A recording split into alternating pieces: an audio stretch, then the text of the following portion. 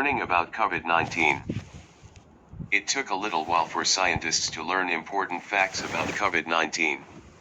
In particular, people needed to know how it is transmitted.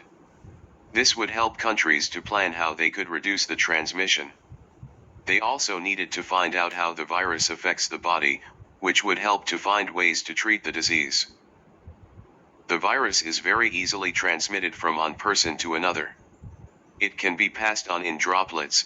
When a person coughs, sneezes, or talks, it can remain on a surface such as a door handle for several days, and then get into another person's respiratory system if they touch the surface and then their mouth.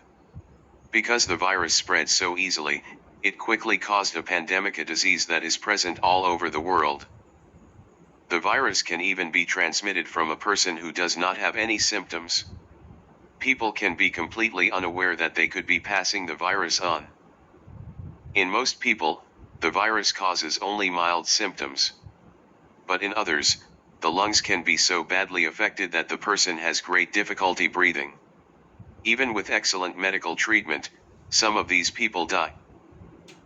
Scientists from many different countries work together to discover all they could about the virus, how it is transmitted, what it does to the body, and how we could stop it. Medical staff across the globe focused their attention on finding ways to treat people who were suffering severe symptoms. Mathematical modelers used the information that different countries were providing about numbers of people infected with the virus, how many of them were ill enough to be admitted to hospital, how many of them died, and tried to predict what would happen next, and how different strategies might help to keep the numbers of infected and seriously ill people to a minimum. Many countries asked people to stay at home and not travel. Tests were developed to find out who had the virus, and some governments asked people who tested positive to isolate themselves for 14 days. Many countries, people who did go out were asked to wear masks.